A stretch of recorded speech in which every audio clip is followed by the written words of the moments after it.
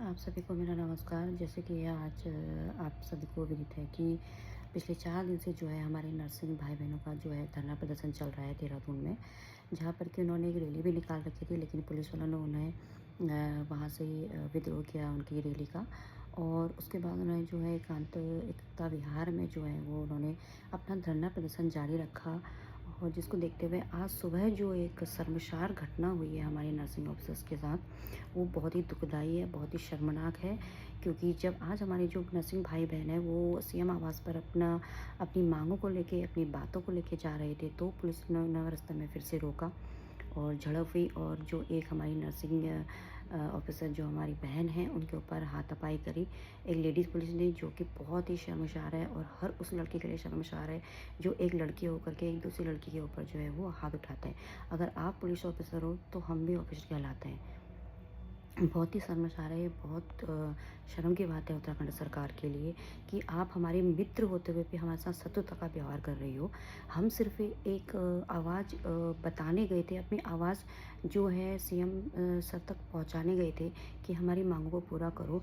अगर हम अपनी आवाज़ उठा रहे हैं तो उसमें गलत क्या है? मुझे ये बताइए, अगर हम अपने हक़ के लिए लड़ रहे हैं तो उसमें गलत क्या है? क्या अपनी आवाज़ उठाना गलत है? क्या अपनी हक़ के लिए लड़ना गलत बात है?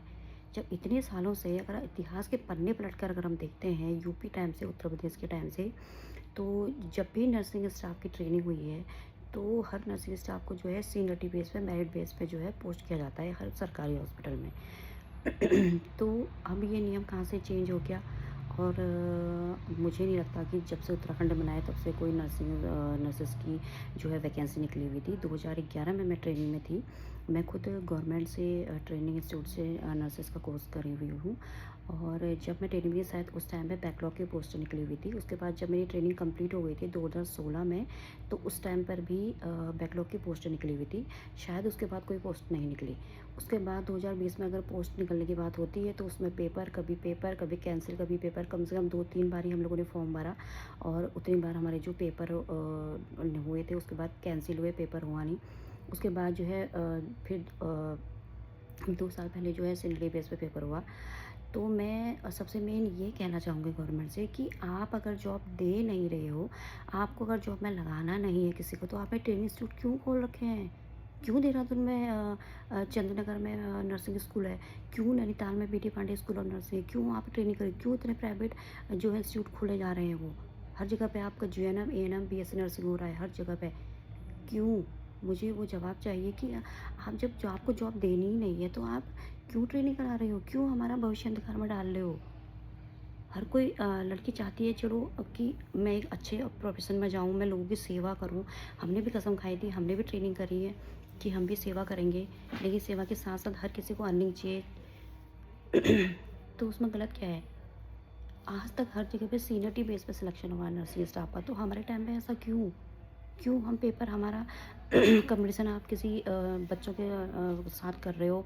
हम लोगों की प्राइवेट जॉब होती है, 10-10 12-12 घंटे की हम लोग ड्यूटी करते हैं। मैनेजमेंट का प्रेशर अलग होता है, डॉक्टर का प्रेशर अलग होता है, पेशेंट का प्रेशर अलग होता है, प्राइवेट हॉस्पिटल है, तो हमें पढ़ने का टाइम है। हाँ, वर्क एक्सपीरियंस की बात होती तो चीज़ अलग थी। अगर आप पेपर में अगर आप वैकेंसी निकाल रहे हो तो एटलीस्ट वर्क एक्सपीरियंस, अगर आप बोलते हो कि वर्क एक्सपीरियंस होना चाहिए, वो हमारे पास है। क्योंकि हर कोई बंदा प्राइवेट हॉस्पिटल जॉब कर रहा है। गवर्नमेंट नहीं लेगी 10-12 हज़ार में अपनी ज़िंदगी तो काट ही रहा है, जैसे-तैसे। तो अगर हम अपने हक के लिए लड़ रहे हैं तो उसमें गलत क्या है? सबसे बुरा मुझे इस चीज़ के लिए लगा, अगर हम हाँ अपने हक़ के लिए लड़ रहे हैं तो हमारे हक़ को दबाया जा रहा है, हमें मारा जा रहा है, हमें दबाया जा रहा है, हमारी आवाज़ को दबाया जा रहा है, जो कि बहुत ही शर्मसार है। बहुत बुरा लगा मुझे अपनी नर्सिंग बहन के लिए आज कि हम लोग जब अपनी हक़ के लिए लड़ाई कर रहे हैं तो हमें सरकार दबा रही है। अगर हम उत्तराखंड में रह के अपने हक़ के लिए हम अपने सीएम के पास नहीं जाएँगे तो किसके पास जाएँगे? किसके पास हम अपना दुखड़ा रोएँगे? उनके पास जाने से भी हमें रोका जा रहा है। अरे हमने विद्रोह किया होता, हल्ला किया होता, तब तो पुलिस का जायज़ था उठाना कि बदतमीज़ी कर रहे हैं, ये कर रहे हैं। हम तो चुपचाप से जा ही रहे थे। क्या गलती कर दी हमने? सीएम सर से मिलने की अगर हम कोशिश कर रहे हैं, अपनी माँगों को रख रहे हैं, तो गलती क्या कर दी हमने? बहुत ही शर्मसार है। बहुत ही दुखद घटना है। मेरा सभी नर्सिंग भाई बहनों सभी से मेरा हाथ जोड़ के विनती है कि प्लीज़ उन नर्सिंग भाई बहनों का सपोर्ट करिए।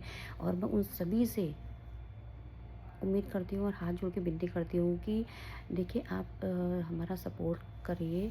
और देखिए जो भी नर्सेस हैं, जो भी नर्सिंग स्टाफ है, प्राइवेट स्कूल में जॉब कर रही हैं, हर पेशेंट को ठीक कर रही हैं। देखिए डॉक्टर भी बिना नर्सिंग स्टाफ के काम नहीं कर सकता, इतना आप समझते हो। क्योंकि जितना एक न पेशेंट और एक डॉक्टर के बीच की जो कड़ी होती है वो हम नर्सेज़ हैं। हम नर्सेज हैं जो हम हर पेशेंट को ठीक करते हैं, हर टाइप के पेशेंट को ठीक करते हैं। हमें लड़ना नहीं आता, हमें मारना पीटना नहीं आता। हम सिर्फ जीवन दे सकते हैं, लोगों को मार पीट नहीं कर सकते। हम ऐसे ऑफिसर हैं। हमें किसी पर हाथ उठाना भी अच्छा नहीं लगता। हमने किसी के लिए बुरा नहीं सोचा होता है। हम हमेशा सपोर्ट के लिए, हेल्प के लिए खड़े रहते हैं। भगवान से दुआ करते हैं कि हमारा मरीज अच्छे से घर चला जाए तो हमारे लिए वही काफ़ी है। लेकिन आज हमारे लिए गवर्नमेंट क्या सोच रही है?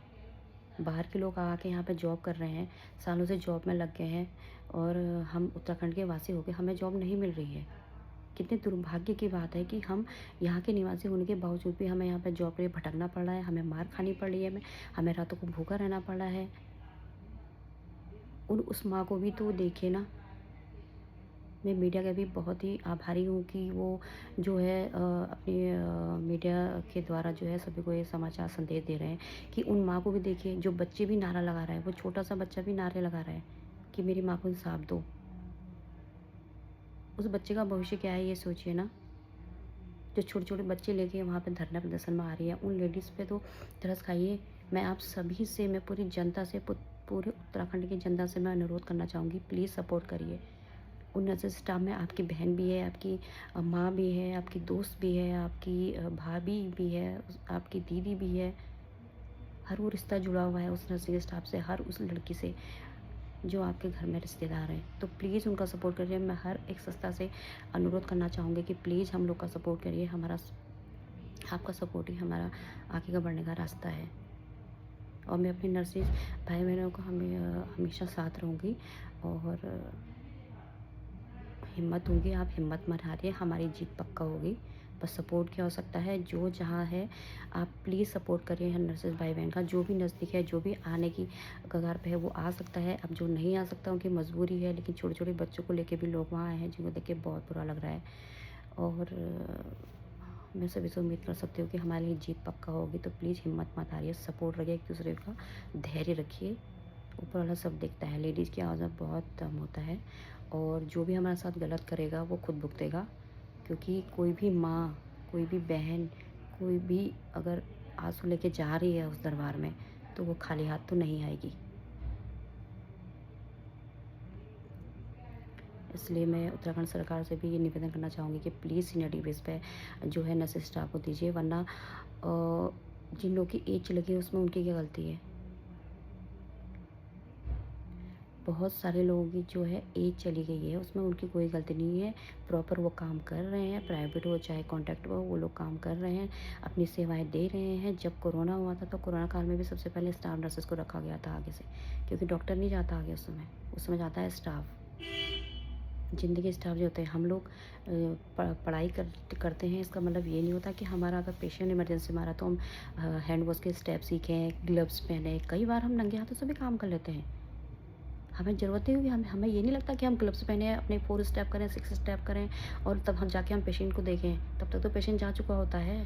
तो हम बिना सोचे समझे जब पेशेंट को देखते हैं, बिना ग्लव्स पहने हम कोई इन्फेक्टेड पेशेंट को हाथ लगा दे रहे हैं, अपनी जान की बातें लगा के हम पेशेंट की केयर कर रहे हैं, तो हमारी आवाज़ क्यों नहीं सुनाई दे रही है सरकार को?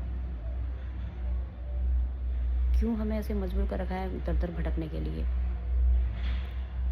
मेरा सभी से अनुरोध है, प्लीज़ हमारा सपोर्ट कीजिए। अगर आप हमारा सपोर्ट नहीं करेंगे तो और कौन करेगा? और हम अपनी बात सरकार तक नहीं पहुँचाएँगे तो कौन पहुँचाएगा? प्लीज़ हमारा सपोर्ट कीजिए। आप सभी से मैं अनुरोध करती हूँ कि प्लीज़ हमारे नर्सिंग भाई-बहनों का सपोर्ट कीजिए। धन्यवाद।